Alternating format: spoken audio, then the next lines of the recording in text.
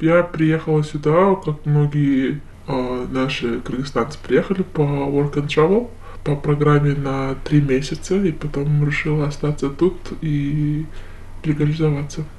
Когда училась на втором курсе, я решила уехать куда-нибудь подальше от Кыргызстана, и у меня была возможность полететь в Америку по программе, вот, и так и оказалось тут.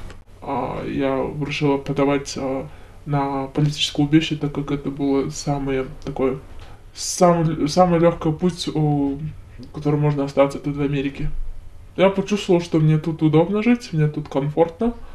За вот 1,5-2 месяца я встретил очень много людей, которые мне показали и рассказали, что тут можно себя показать с лучшей стороны и добиться успеха, чем у нас в Кыргызстане. То есть с чего ты начала вообще?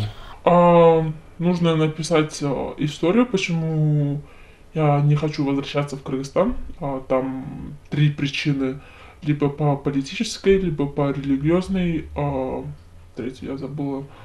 Я подавала по политической причине. Мгм.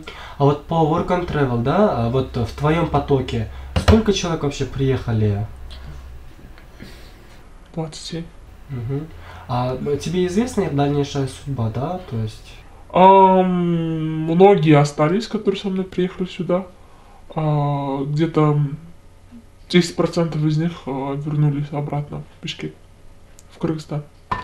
Но многие остались и подали на политическое убежище. Хотя по контракту мы не должны были этого делать. А ты потом какие-то упреки или письма получала, что вот почему осталась там и так далее? Ты же должна была вернуться там вот. М, м-м. Но компания должна... Там по контракту, когда мы составляем контракт с компанией, которая нас отправляет туда, если мы не вернемся, мы должны были заплатить штраф в сумме $3000. Но никто даже мне не написал, и никто даже не требовал мне эти штрафы.